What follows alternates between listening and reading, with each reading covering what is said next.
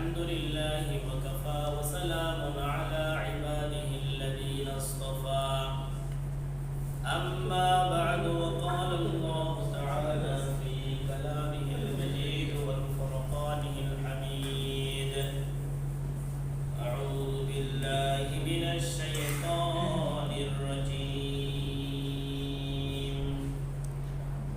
بسم الله الرحمن الرحيم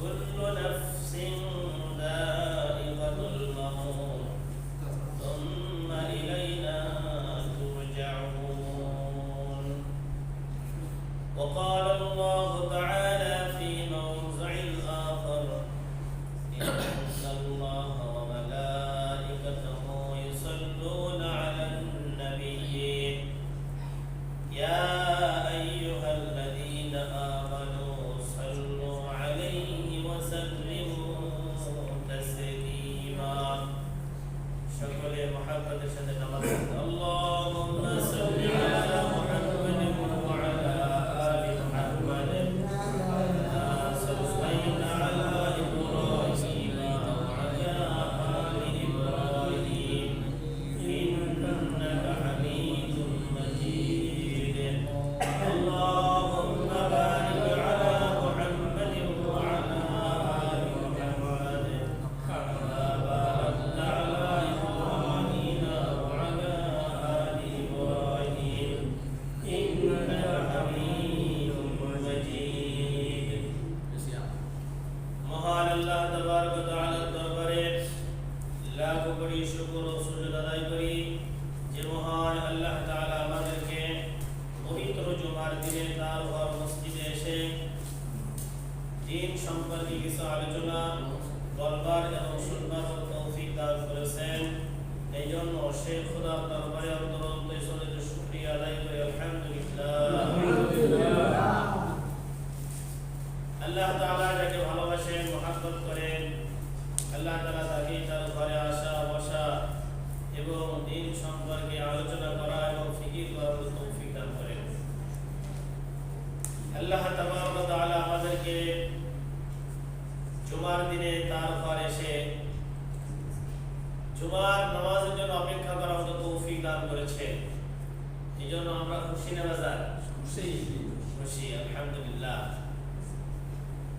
আল্লাহ রব্বুল আলামিন কালামে পাকের মধ্যে ডাক দিয়ে বলতেছেন দুনিয়াবাসীদেরকে কুল্লু নাফসিন যায়িকাতুল মাউত কুল সমস্ত নফস নফস অর্থাৎ জান যার ভিতরে জান আছে যায়িকাতুল মাউত প্রতিটা প্রাণী মৃত্যুর স্বাদ গ্রহণ করবেই আজকে আমাদের এই আয়াতটা অনেকে মুখস্থ হয়ে গেছে শুনতে শুনতে যখন কোনো জানাজা সামনে উপস্থিত হয় তো সেই এলাকার ইমাম সাহেব এই আয়াতটা পড়ে এই আয়াতটা পড়ে কিন্তু বয়ান শুরু করে অনেকে কিন্তু শুনতে শুনতে মুখস্থ হয়ে গেছে কিন্তু এর যে আমল এর যে করণীয় দরকার ছিল সেটা কিন্তু আমাদের মধ্যে আসে না এখন এটা যদি একজন মুমিনের ভিতর চলে আসে সেই মুমিনের দ্বারা কখনো কোনোদিন অন্যায় কাজ হতে পারে না সেই মুমিনের দ্বারা কখনো কোনোদিন অপরের হক মানতে পারে না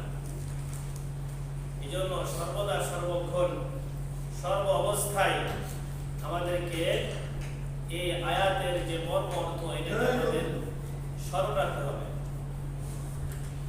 এজন্য আল্লাহ রাব্বুল আলামিন কালামে পাকের মধ্যে বিভিন্ন জায়গায় এই কথাগুলো বলছে যে কুল্লু নাফসিন যায়িকাতুল মাউত সুম্মা ইলাইনা তুরজাউন অতঃপর তোমরা আমার কাছে ফিরে আসতে হবে কার কাছে ফিরে যেতে হবে আমাদেরকে আল্লাহর কাছে ফিরে যেতে হবে এইজন্য সেই আল্লাহ তাআলার দরবারে আমাদেরকে উপস্থিত হতে হবে হাজিরা দিতে হবে এইজন্য আমাদের সর্বদা সর্বক্ষণ এইটা মনের ভিতরে রাখা যে আল্লাহ তাআলা আমাকে দেখতেছে আল্লাহ তাআলা আমাকে কি করতেছে দেখতেছে কালামের পাকের মধ্যে বিভিন্ন জায়গায় আল্লাহ রব্বুল আলামিন বলতেছে তোমার হাত সাক্ষী দেবে কিয়ামতের ময়দানে তোমার চোখ সাক্ষী দেবে তোমার কান সাক্ষী দেবে তোমার এরকম যে স্থানে বসে তুমি এই কাজগুলো করতেছো সেই স্থান তোমার জন্য সাক্ষী দেবে। এই জন্য ভাইরা আমার, আমরা মুমিন হিসেবে দাবি করি। একজন মুমিনের দাম কিরকম?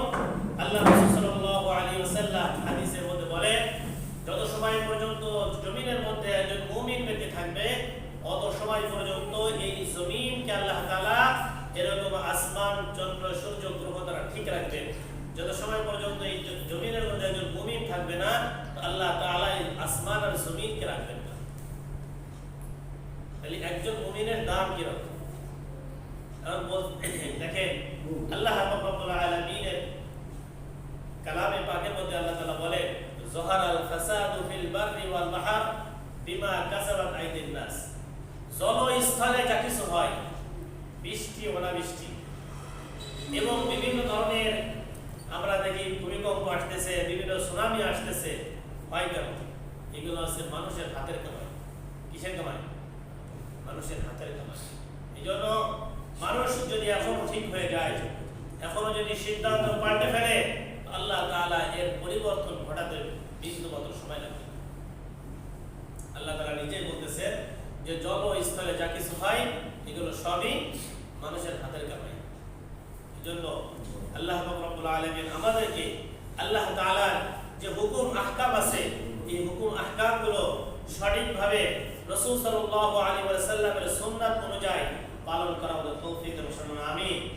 এই জন্য যদি আমরা সুন্নাত অনুযায়ী সমস্ত কাজ করতে পারি, সুন্নাত অনুযায়ী যদি আমরা আমাদের জীবনকে গঠন করতে পারি, তাহলে দেখেন বর্তমান সায়েন্স বলতেছে যদি কোনো ব্যক্তি সুন্নাত অনুযায়ী চলে, সে ব্যক্তি পূর্ণ সুস্থতা সে ব্যক্তির কাছে আশা করা যায়। যেরকম ভাবে আল্লাহ রাসূল সাল্লাল্লাহু আলাইহি ওয়াসাল্লামের হাদিসের মধ্যে আছে, মা আসফালা মিনাল কাবাইনি মিনাল ইজারি ফিন্নার। পুরুষের টাকনুর নিচে যে কাপড়টা থাকে, এটা যদি টাকনুকে ঢেকে রাখে, অর্থাৎ এই যে টাকনু বলা হয়, টাকনুকে ঢেকে রাখে, তাহলে তা জাহান্নামে যাবে। বর্তমান সায়েন্স সেটাকে বের করছে, যদি কোনো ব্যক্তি এই টাকনুকে ঢেকে রাখে, তাহলে তার শারীরিকভাবে অনেক বড় ক্ষতি হয়। শারীরিকভাবে কি হয়? অনেক বড় ক্ষতি হয়। এই জন্য ভাই আমার, রাসূল সাল্লাল্লাহু আলাইহি ওয়াসাল্লাম যে আদেশগুলো দিয়েছেন, প্রতিটা আদেশের মধ্যে মানুষের আত্মার দিক থেকে যেরকম উপকার, শারীরিক দিক থেকে যেরকম উপকার। আমরা যেরকম খানা খাই, খানা খাইলে আমাদের সুস্থতা থাকে, শরীর সুস্থ থাকে। যে ব্যক্তি 5 ওয়াক্ত নামাজ পড়ে, সে ব্যক্তির আত্মার খোরাকও যোগায় এবং শরীরও সুস্থ থাকে। সুস্থতা কারণ কে? আল্লাহ। এই জন্য আমার আপনার শরীর গঠন করতে একজন মানুষ বাঁচতে গেলে দুইটা জিনিসের প্রয়োজন। একটা হচ্ছে শরীর, আর একটা হচ্ছে আত্মা। আত্মাকেও বাঁচায় রাখা দরকার। যার আত্মা মুর্দা হয়ে যায়, যার আত্মা মরে যায়, আল্লাহ রাব্বুল আলামিন কিয়ামতের ময়দানে যে সমস্ত আত্মা সতেজ ছিল, যারা এরকম ভাবে সৎ কাজের থেকে উদ্বুদ্ধ হয়েছে, তাদেরকে ডাক দিয়ে বলবে যে তোমরা জান্নাতে প্রবেশ করো। সুবহানাল্লাহ। এই জন্য ভাইরা আমাদের আত্মাকেও সতেজ করা দরকার। আত্মা সতেজ হবে কিভাবে? হাদিসের মধ্যে আছে, রাসূল সাল্লাল্লাহু আলাইহি ওয়াসাল্লাম বলেন, যদি কোনো ব্যক্তি একটা গুনাহ করে, তাহলে তার মনের ভিতরে, তার আত্মার ভিতরে একটা দাগ পড়ে যায়। যদি আরেকটা গুনাহ করে, তওবা না করে, তাহলে আরেকটা দাগ পড়ে। দাগ পড়তে পড়তে পড়তে পড়তে এমন অবস্থা হয় যে ওই ব্যক্তির মানে অন্তরটা কালো কুচরি হয়ে যায়। তখন আর ভালো কাজ ভালো লাগে না, তখন খারাপ কাজ ভালো লাগে। যেরকম ভাবে একজন অসুস্থ মানুষকে যদি পানি দেওয়া হয়, একজন জ্বর হয়েছে, টাইফয়েড জ্বর হয়েছে, তাকে যদি ভালো খাবার দেওয়া হয়, তার কাছে কি ভালো লাগবে? কি বলেন? পানি যদি পর্যাপ্ত খাইতে বলা হয়, সে আর পানি খাইতে পারবে না। বলে আমার তিতা লাগতেছে, পানি খাবার তিতা লাগতেছে, কেননা পানিও তিতা না, খাবারও তিতা না, তিতা তার জবান তিতা হয়ে গেছে, তার শরীর অসুস্থতার কারণে। এই জন্য আমার আপনার ভিতরে এমন অসুস্থতা ধরছে যে ভালো জিনিস এখন আর ভালো লাগে না, খারাপ জিনিস সে তার কাছে ভালো লাগে। এই জন্য আমার আপনার আত্মাকে পবিত্র করা দরকার। কিভাবে করবো? আমরা যেরকম ভাবে আমাদের শরীরকে অসুস্থ হলে আমরা যাই ডাক্তারের কাছে। কার কাছে যাই? প্রথম প্রাথমিক যে সমস্ত ডাক্তার আছে তাদের কাছে যাই। যখন দেখতেছে ভালো হচ্ছে না তখন ভালো ডাক্তারের কাছে যায়, এরপরে টেস্ট দেয়, টেস্টে যখন ধরা পড়তেছে না, নড়াইল খোলায় হচ্ছে না, তখন ঢাকা রাজধানীতে আমরা যোগাযোগ করি, আমাদের শরীরকে সুস্থতা করেই ফিরে আনার চেষ্টা করি। আমাদের আত্মাও যদি সঠিক না হয় আর এই অবস্থায় যদি কবরে চলে যায়, আল্লাহ রাব্বুল আলামিনের জাহান্নামের ফেরেশতারা কিন্তু তখন ধরে নিয়ে যাবে। এই জন্য ভাইরা আমার আপনার আত্মাকে শুধরানো দরকার, আত্মাকে সঠিক করা দরকার। একজন মুসলমানের আত্মা, একজন মুসলমানের চরিত্র কিরকম হবে, এটা কিতাবের মধ্যে দেখতেছিলাম। কাজী আবু বকর ঘটনা। কাজী আবু বকর যুবক মানুষ, তিনি কয়েকদিন যাবৎ বের হয়েছে কাজের সন্ধানে, কিন্তু কোনো কাজ পায় না। বাড়ির অনেক মানুষ, তেনার পরিবারের মানুষ ক্ষুধার্ত অবস্থায় আছে, নিজেও ক্ষুধার্ত। এই অবস্থার মধ্যে চিন্তা করতেছে যদি একটা কাজ করতাম তাহলে খুব ভালো হতো, কিন্তু ভালো কোনো কাজ পাচ্ছে না, কাজও হচ্ছে না। মনে মনে চিন্তা করতেছে আজ কাজ হলে পরিবারের জন্য কিছু উপার্জন করে কিছু এরকম খাবার দাবার নিয়ে আসবো। এই কাজে আবু বকর যখন রাস্তাতে যাচ্ছে, রাস্তাতে যেতে যেতে একটা স্বর্ণে খচিত রুমালের ভিতরে একটা হীরার টুকরা পেয়েছে, হীরার মালা পয়সা যাকে বলা হয়। তিনি এটা পাওয়ার পরে চিন্তা করতেছে এটা কি জিনিস, এটা তো কোনোদিন দেখিনি, এত মূল্যবান জিনিস মনে হচ্ছে, এটা বিক্রি করলে আমার অনেক টাকা হবে। তিনি একজন ইমানদার ছিলেন, মুসলমান ছিলেন। তিনি বলতেছে যে আমি একজন ইমানদার মানুষ, মুসলমান মানুষ, আমার দায়িত্ব হলো যার এই জিনিসটা আগে পড়ে গেছে, আমি পেয়েছি, তার কাছে পৌঁছাই দেওয়া আমার দায়িত্ব।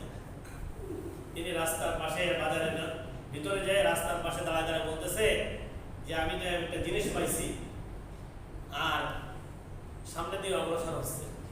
সামনে যায় দেখে যে একজন মুরব্বী, দাড়িও সাদা, চুলও সাদা, সুন্দর পোশাক পরা সেই মুরব্বী বলতেছে যে তোমরা কেউ কি আমার একটা হীরার টুকরা হারিয়ে গেছে, হীরার একটা হার হারিয়ে গেছে, তোমরা কি সেটা পেয়েছো? যদি পেয়ে থাকো এটা যদি দাও তাহলে আমি তাকে 1000 আশরাফি মুদ্রা দেব। কত মুদ্রা দেবে? 1000 আশরাফি মুদ্রা। তখন ইনি চিন্তা করতেছে যে সেই লোকটা তো ফিরাই দিলে আমাকে তো সকলে গুলো দিচ্ছে, সমস্যা কি, তাকে ফিরাই দিই। তখন তিনি তাকে এই জিনিসটা দিয়ে বলতেছে মুরব্বী আপনি যে কথাটা বলতেছেন এটা কি দেখেন যে আপনার নাই? মুরব্বী বলতেছে এটাই তো আমি খুঁজতেছিলাম, এটাই তো আমি আমার মেয়ের জন্য আমি হজ করতে গিয়েছিলাম, হজের থেকে আসার সময় সেই মক্কা শরীফ থেকে কিনে আনছি অনেক টাকা দিয়ে। বাবা তুমি পেয়েছো, আমি যে পুরস্কারের কথা ঘোষণা করছি এটা আমি তোমাকেই দেবো, এই নাও তোমার পুরস্কার। কাজী আবু বকর কয়েকদিন পর্যন্ত না খাওয়া, তিনি চিন্তা করতেছেন এটা যদি পেয়ে যায় আমার তো এটাই দিয়ে সংসার চলে যাবে, আমার তো এটার কোনো প্রয়োজন নাই, আমার যার কাছে আমি তার কাছে ফিরাই দিই। ফিরাই দেওয়ার পরে যখন উনি টাকা দিয়েছে, উনি বলতেছে, কাজী আবু বকর মনে মনে বলতেছে আমি একজন মুসলমান, আমি একজন ইমানদার ব্যক্তি, আমার দায়িত্ব হলো যার জিনিস তার কাছে ফিরাই দেওয়া, তার কাছে উপকৃত হয়ে হিসেবে পুরস্কার নেওয়ার দায়িত্ব এটা আমার না। আমি যদি পুরস্কার নিতেই হয় আমার পুরস্কার নেব আমি আল্লাহর কাছ থেকে। কার কাছ থেকে নেব? জোরে বলেন কার কাছ থেকে নেবে? আমি আমার পুরস্কার নেব আল্লাহর কাছ থেকে। এই ব্যক্তি আর কতটুকু পুরস্কার দিবে, এই ব্যক্তির পুরস্কার আমি নিব না, আমি আমার পুরস্কার নেব আল্লাহর কাছ থেকে। ওই মুরব্বী বারবার চেষ্টা করতেছে টাকা দেওয়ার জন্য। কাজী আবু বকর বলতেছে না চাচা যান, আমি একজন মুসলমান মানুষ, আমি একজন ইমানদার মানুষ, আমার দায়িত্ব হচ্ছে আপনার জিনিস আপনাকে ফেরাই দেওয়া, আপনার কাছে পুরস্কার নেব না, আমি পুরস্কার নেব কার কাছ থেকে? আল্লাহর কাছ থেকে। আমি আপনার কাছে পুরস্কার নেব না। আপনি আর কয় টাকা পুরস্কার দিবেন, আপনি কি বা দিবেন, যদি আর দুনিয়াটা ধরে দেন তাও আপনি আমার পুরস্কার দিতে পারবেন না। আমি পুরস্কার নেব আল্লাহর কাছ থেকে। কার কাছ থেকে? আল্লাহর কাছ থেকে। মুরব্বী এত খুশি হয়েছে যুবককে দেখে, এই যুবকের আখলাক দেখে, এই যুবকের অবস্থা দেখে, এই যুবকের জন্য প্রাণ খুলে দোয়া করছে, আল্লাহ এই যুবক আমার কাছ থেকে কোনো পুরস্কার নিতে চাচ্ছে না, তাকে আপনি ভরপুর আকারে, আপনি তাকে ভরপুর আকারে তাকে কি করেন? পুরস্কৃত করেন। আল্লাহর কাছে দোয়া করছে। কাজী আবু বকর সেখান থেকে যাই চলে আসছে কিছু না নিয়ে, আল্লাহর উপরে ভরসা করে। ওই মুরব্বী তার এলাকায় চলে গেছে, ওই হারটা তার মেয়ের জন্য কিনে আনছিল। তার এলাকায় মুরব্বী খুব নামি দামি ব্যক্তি, খুব একজন ধনাঢ্য ব্যক্তি ছিলেন। এক এলাকায় ওই এলাকায় ছিলেন, ওই এলাকার মধ্যে তিনি পীর সাহেব ছিলেন, ইমাম ছিলেন এক মসজিদের।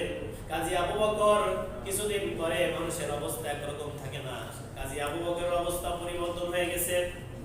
সে এরকম টাকা পয়সার মালিক হয়েছে। মালিক হওয়ার পরে সে মনে মনে সিদ্ধান্ত করেছে আমি হজে যাব। কিসে যাবে? কাজী আবু বকর হজে যাবে। হজের জন্য রওনা শুরু করেছে। আর আগে আমাদের বর্তমান প্লেনের যুগ, 6 ঘন্টা সময় লাগে। কাজী সাহেব 6 ঘন্টা, আর আগে লাগতে হচ্ছে 6 থেকে এরকম ভাবে 18 মাস মানুষ যাইতে আছে জাহাজে। তিনি জাহাজে উঠে যখন রওনা শুরু করছেন, রওনা শুরু করতে করতে প্রতিমধ্যে যে একবার ওই জাহাজটা ডুবে সমস্ত মানুষ সেখানে মারা গিয়েছে। কাজী আবু বকর মুমূর্ষু অবস্থায় মরবে মরবে ভাবে অবস্থার মধ্যে তিনি একখানা কাঠ পেয়েছে। এই কাঠটা ধরে তিনি ওই কাঠের পরে ভাসতে ভাসতে নদীর উপকূলে যেয়ে ঠেকছে। ওই অবস্থায় বেহুশ হয়ে পড়ে আছে। সকালবেলায় কিছু মানুষ যখন পানি নিতে আসছে, দেখে যে একটা লোক এরকম ভাবে মরে পড়ে আছে মনে হচ্ছে, কিন্তু তাকে যখন এরকম পানি চলে গেছে অথবা তার ট্রিটমেন্ট করেছে, তার হুঁশ ফিরে আসছে। কি ফিরে আসছে? হুঁশ ফিরে আসছে। তাকে এরকম ভাবে কি করে তাদের এলাকায় যে মসজিদ ছিল মসজিদে নিয়ে গেছে। মসজিদে যখন বসে আছে, মসজিদের মুসাল্লিরা যখন আসছে, তখন তিনি আর আবু বকর, কাজী আবু বকরের চেহারা খুব সুন্দর ছিল। তাকে দেখে সবাই পছন্দ করতেছে। তাকে বলতেছে যে হুজুর আপনি আমাদের এলাকায় থাকেন, আমাদের এলাকায় যিনি ইমাম শেখ ছিলেন তিনি কিছুদিন আগে মারা গেছেন। আপনি যদি আমাদের এলাকায় থাকেন তাহলে আপনি আমাদের মসজিদে ইমামতি করবেন। তিনি খুব সুন্দর কোরআন শরীফ পড়তে পারতেন। তিনি যখন নামাজের ওয়াক্ত আসলো নামাজ পড়াইলেন এবং কোরআন শরীফ পড়তেছিলেন। কোরআন শরীফ পড়া দেখে সমস্ত লোকেরা মুগ্ধ হয়ে গেছে। তিনাকে ওই এলাকার ইমাম বানাই দিয়েছে। তিনি ওই এলাকার ইমাম হয়ে গেছেন। এখন ইমাম সাহেব কিছুদিন থাকার পরে মুসাল্লিরা চিন্তা করতেছে, কমিটির লোক চিন্তা করতেছে ইমাম সাহেবের একটা বিয়ে দেওয়া দরকার। কি দেওয়া দরকার? একটা বিবাহের ব্যবস্থা করা দরকার। এই বিবাহ কার সাথে দেওয়া যায়? ইমাম সাহেব যেরকম পাত্রীয় তো সেরকম বুঝতে হবে। কি বলেন? এখন ওই এলাকার আগে যিনি ইমাম ছিলেন তিনি ওই যে মুরব্বী যার হার হারাই গেছিল তিনি ছিলেন ওই এলাকার ইমাম, মানে ওই মসজিদের ইমাম। কাজী আবু বকর যে এলাকায় গেছে, আর ওই মসজিদের ইমাম সাহেবের আগের সাবেক ইমাম সাহেবের একটা মেয়ে আছে, যে মেয়ে খুবই রূপসী এবং খুবই মেধাবী এবং খুব পর্দাশীল। মুসাল্লিরা সবাই সিদ্ধান্ত করেছে সাবেক ইমাম সাহেবের মেয়ের সাথে বর্তমান ইমাম সাহেবের বিবাহ হবে। আমার কথা কি বুঝতেছেন আপনারা? সাবেক ইমাম সাহেবের মেয়ের সাথে বর্তমান ইমাম সাহেবের কি হবে? বিবাহ হবে। সিদ্ধান্ত যায়, সিদ্ধান্ত করে ইমাম সাহেবকে জানানো হলো। তো ইমাম সাহেব আগের থেকে খোঁজ খবর নিচে একটু নিয়ে যেটা দেখতেছে যে মুসাল্লিরা যেটা বলতেছে কথা ঠিক আছে। বিবাহের যখন ব্যবস্থা হয়ে গেছে, হয়ে যাওয়ার পরে ফুল সজ্জার ঘরে যখন গিয়েছে, তখন ফুল সজ্জার ঘরে যায় আবু বকর, কাজী আবু বকর শুধু কাঁদতেছে। ওই তার সর্বপ্রথম চোখে পড়ছে ওই মেয়ের গলায় যে হার, ওই হারের দিকে নজর গেছে। হারের দিকে যখন নজর গিয়েছে তখন দু চোখ ভরে আর পানি রাখতে পারতেছে না যে এই তো সেই হার, যে হার আমি কয়েক বছর আগে পেয়েছিলাম। আর সেই অবস্থার মধ্যে আমি এই হারের মালিকের কাছ থেকে কোনো পুরস্কার নিয়েছিলাম না। আজকে তো আল্লাহ তাআলা আমাকে সেই হার ফিরিয়ে দিচ্ছে। শুধু ফিরিয়ে দিচ্ছে না, মালিক সহ ফিরিয়ে দিচ্ছে। আমার কথা বুঝতে পারছেন? কাজী আবু বকর শুধু কাঁদে কাঁদে আর কাঁদে। স্ত্রী বলতেছে আজকে তো খুশির দিন, আজকে তো হাসির দিন, আজকে কেন কাঁদতেছেন? বলে কাঁদে এই জন্য আজ থেকে কয়েক বছর আগে আমি হারটা রাস্তায় কুড়াই পেয়েছিলাম, যখন পড়াই পেয়েছিলাম আমি খুব অভাবে অবস্থায় ছিলাম, আমার পেটে তখন ক্ষুধা ছিল, আমি মনে করেছিলাম এটা বিক্রি করে আমার সংসার চলবে। কিন্তু আমি যখন তোমার আব্বাকে পেলাম, আব্বাকে পাওয়ার পর যখন তোমার আব্বার হাতে রেখে তুলে দিয়েছিলাম, আমি মনে মনে সিদ্ধান্ত করেছিলাম আমি তুলে দিচ্ছি, আমি একজন ইমানদার মানুষ, আমি এর পুরস্কার আল্লাহর কাছ থেকে নেব। তোমার আব্বা আমাকে টাকা দেওয়ার জন্য অনেক সাথে ছিল, অনেক ভাবে বুঝাইছিল, কিন্তু আমি তা নেই নাই। আমি বলেছিলাম এইটা নিব আমি আল্লাহ তাআলার কাছ থেকে। কার কাছ থেকে? আল্লাহ তাআলার কাছ থেকে।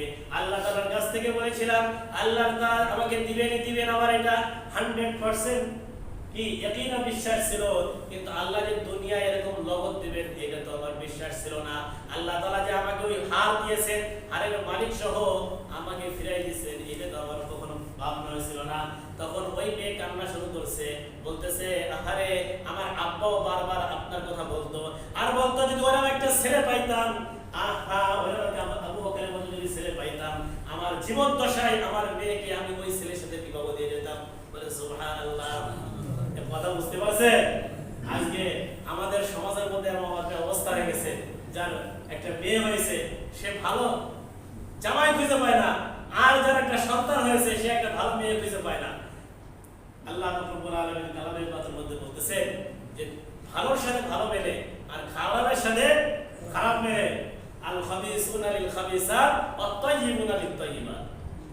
আল্লাহ রাব্বুল আলামিন চাই তো আল্লাহ তাআলা সমুদ্র থেকে উঠায় এনে আল্লাহ তাআলা সেখানে ব্যবস্থা করে দেয়। প্রিয় ভাইরা আমার, এইজন্য আল্লাহ তাআলা বলে আমার আপনার ইয়াকিন রাখা দরকার, বিশ্বাস রাখা দরকার। আল্লাহ তাআলা যে হুকুম দিয়েছে এই হুকুমকে পুরোপুরি আদায় করা দরকার। আমি আপনি যদি আদায় করতে পারি তো আল্লাহ তাআলা আমার আপনার ব্যবস্থা আসমান থেকে করে দিবেন। কি থেকে করবেন? আসমান থেকে করবেন। হযরত আশরাফ আলী থানভী রাহমাতুল্লাহ আলাইহি তার কিতাবের মধ্যে একটা ঘটনা আছে। এক ব্যক্তি মরুভূমি অঞ্চলের মধ্যে ব্যাগের থেকে আওয়াজ শুনতেছে যে অমুকের বাগিচায় পানি দাও, অর্থাৎ আব্দুর রহিমের বাগিচায় পানি দাও, এরকম একটা আওয়াজ শুনছে। এই আওয়াজ যখন শুনছে তখন তিনি হঠাৎ করে ব্যাগের দিকে তাকাইছে, আওয়াজটা কোথা থেকে আসলো। তাকানোর সাথে সাথে দেখে যে ব্যাগ এই আওয়াজটা দেওয়ার পরে ব্যাগ চলা শুরু করেছে, বাতাসে উঠতেছে। তিনি ওই ব্যাগের পাশ দৌড় শুরু করছে, দৌড়াইতে যায় দেখে যে ব্যাগ এক জায়গায় একটা নির্দিষ্ট স্থানে খুব পানি বর্ষণ হচ্ছে। পানি বর্ষণ হওয়ার পরে একটা নালী দিয়ে ওই পানিটা যাইতেছে। তিনি ওই যেখান থেকে পানি বর্ষণ হয়েছে, পানি যাচ্ছে, ওই পানির পিছনে আবার ছুটতে যায় দেখে যে একটা বাগিচার মধ্যে পানি ঢুকতেছে। যখন বাগিচার ভিতরে পানি ঢুকতেছে, পানি ঢোকার পরে ওই ব্যক্তি ভিতরে যায় দেখে যে একটা লোক সেখানে আছে, বেলসা দিয়ে সে পানিকে এরকম ভাবে বিভিন্ন গাছে গড়াই দিচ্ছে। এই ব্যক্তি যে ওই ব্যক্তির কাছে জিজ্ঞাসা করে ভাই তোমার নাম কি? বলছে ভাই তুমি আমার নাম জিজ্ঞাসা করতেছো কেন? বলে ভাই একটু দরকার আছে, প্রয়োজন আছে, আপনার নামটা বলেন। বলে আমার নাম অমুক আব্দুর রহিম, অথবা একটা নাম বলছে। বলছে ভাই আপনি কি এত ভালো আমল করেন যে আপনার এখন পানির প্রয়োজন, আর আমি ব্যাগে শুনলাম আপনার নাম ধরে বলতেছে অমুকের বাগিচায় পানি দাও। তো বলতেছে যে ভাই আমার তেমন কোনো ভালো আমল নাই, আমার একটা আমল আছে, সেটা হচ্ছে এই যে আমি আল্লাহ তাআলার হুকুমকে পুরা করার চেষ্টা করি। আর আমার এই যে বাগিচা দেখতেছেন, এই বাগিচাকে আমি 3 ভাগ করি, এর ফসলকে কয় ভাগ করি? 3 ভাগ করি। এক ভাগ আমি আল্লাহ তাআলার রাস্তায় দান করি, আর এক ভাগ আমার নিজের পরিবারের জন্য রাখি, আর এক ভাগ আমি আমার এরকম ভাবে ফসলের পিছনে খরচ করি, সার ওষুধ বীজের পিছনে খরচ করি। এই জন্য আল্লাহ তাআলা আমার যখন প্রয়োজন আল্লাহ তাআলা তখন আমাকে সেটাই ব্যবস্থা করে দেবেন। সুবহানাল্লাহ। কথা বুঝতে পারছেন? তো আল্লাহ তাআলা এখনো দেন, আল্লাহ তাআলা এখনো দেন ওয়ালা যান, আল্লাহ তাআলা অবশ্যই দেন। দেখেন কিতাবের মধ্যে আসছে যে একটা ঘটনা এরকম লিখছে যে 2টা গাছ পাশাপাশি, কয়টা গাছ? 2টা খেজুর গাছ পাশাপাশি। একটা হচ্ছে মরা খেজুর গাছ, তার মাথা নাই, আর একটা হচ্ছে মাথা ওয়ালা খেজুর গাছ, পাকা পাকা খেজুর। একটা লোক সেখানে যাইতেছে, প্রতিমধ্যে সে লোক গাছের দিকে লক্ষ্য করছে, তাকায় দেখে কি যে গাছে একটা পাখি, সে ওই তাজা তাজা যে খেজুর গাছের থেকে খেজুর নিচ্ছে আর মরা খেজুর গাছে এনে রাখতেছে। তার কাছে কেমন একটা সন্দেহ হয়েছে, কি হয়, কারণ কি পাখি এরকম করতেছে কেন? সে মরা খেজুর গাছের থেকে আইনে রাখতেছে আর তাজা খেজুর গাছের থেকে সেই খেজুরগুলো আনতেছে, কারণ কি? সে কারণকে খোঁজার জন্য মরা খেজুর গাছে উঠছে। যখন ওঠার পরে দেখে যে তার ভিতরে একটা বিশাল অজাগার সাপ, যার চক্ষু নাই, এই সাপ হাঁ করে আছে, আর এই পাখিটা ওই গাছ থেকে তার খাবার সংগ্রহ করে এনে খেতেছে। কথা কি বুঝতে পারছেন? আল্লাহ রব্বুল আলামিন কাকে কোন সময় কাকে কার জন্য রিজিকের ব্যবস্থা করে দেয় এটা আল্লাহ তাআলা বেশি ভালো জানেন। এই জন্য ভাইরা আমার, আমি আপনি যদি আল্লাহ তাআলার পরে ভরসা করি, দেখেন হাজারো পাখির দিকে তাকায়, দেখেন হাজারো পাখি সকালবেলা যখন ঘর থেকে বের হয় আল্লাহর পরে ভরসা করে জমির ভিতরে ছড়াই করে, সন্ধ্যাবেলায় যখন ফেরে তো ভরা পেটে তার ঘরে এসে ফিরে কি ফেরে না। এই ব্যবস্থা কে করে? আল্লাহ তাআলা করেন। সাগরের একটা নীল তিমি যার জন্মের পর 3.5 মণ দুধ লাগে। কত মণ? যার 3.5 মণ জন্মের পরে দুধ লাগে, তার যৌবন মাসে কি পরিমাণ খাবার লাগে? কথা কি বুঝতে পারছেন? যারা ঢাকা চিড়িয়াখানায় গেছেন তারা দেখছেন ঢাকা চিড়িয়াখানার ভিতরে একটা জাদুঘর আছে। ওই জাদুঘরের ভিতরে 3 বছরের একটা কাঠামো আছে। আমার যা মনে হয় মসজিদের ওই মাথা থেকে ওই মাথা হবে, শুধু কাঠামো। কাঠামো যদি এইরকম হয় তাহলে ওর সাথে যখন রক্ত মানে গোশত মাংস দেওয়া হবে, রক্ত দেওয়া হবে, তাহলে সেটা কি পরিমাণ হবে একটু চিন্তা করেন। হাড়গুলো এরকম, মানে যার কাটা এরকম মানুষের হাতের থেকে মোটা মোটা, মানে তার নীল কালার যে হাড়গুলো, ওই মাথা থেকে ওই মাথা হবে, সেটার কাটা যদি এতটুকু হয় তাহলে ওর সাথে রক্ত মাংস দিলে কি পরিমাণ হবে চিন্তা করেন। এর খাবার কে জোগাড় করেন? জোরে বলেন আল্লাহ। আমরা অনেকে বলি আগে হচ্ছে খাবার জোগাড় করতে হবে, পরিবার জোগাড় করতে হবে। ভাই, পরিবারের ভিতরে আমার ইসলাম আছে।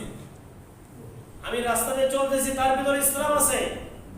আমি যদি রাস্তার ডান দিক দিয়ে চলি, এটা আমার জন্য সুন্নাত, রাসূলের সুন্নাত, এর দ্বারা সওয়াব হবে। আর আমি যদি বাম দিক দিয়ে চলি, তা এটার ভিতরে কি আছে? কোনো ফায়দা নাই, বরঞ্চ বাম দিক দিয়ে যারা চলে বামপন্থী, আমি তাই হয়ে যাব। আমি যদি একটু নিয়ত করি যে রাস্তার ডান দিক দিয়ে রাসূল সাল্লাল্লাহু আলাইহি ওয়াসাল্লাম চলছেন, আমি সেই দিক দিয়ে চলবো, তার একটা সুন্নাত আদায় হবে। আমি যদি এই খেয়াল করি যে রাস্তার পাশে যদি কোনো ইট অথবা কাঁটা থাকে, আমি সেটাকে ফেলে দেবো, এর দ্বারা আমার সওয়াব হবে। যাই হোক, আমরা মুসলমান বলে দাবি করি, আল্লাহ রব্বুল আলামিনের যে হুকুমগুলো আছে আমরা আদায় করার জন্য চেষ্টা করি। আল্লাহ তাআলা আমাদের সকলকে তৌফিক দান করুন, আমিন। বিশেষ করে জিলহজ মাস সামনে আসতেছে। জিলহজ মাসের কিছু ফজিলত বলতে হয়, তার ভিতরে 1 নম্বর ফজিলত হলো, যদি কারো সম্ভব হয় জিলহজ মাসের শুরু থেকে 9 তারিখ পর্যন্ত রোজা রাখা। যদি কোনো ব্যক্তি 9 তারিখে রোজা রাখে, তাহলে তা আল্লাহ তাআলা তার সামনের 1 বছরের গুনাহ মাফ করে দিবেন। আর বিগত বছরের 1 বছরের গুনাহ আল্লাহ তাআলা মাফ করে দিবেন এবং 1 বছরের সওয়াব আল্লাহ তাআলা তার আমলনামায় দান করবেন।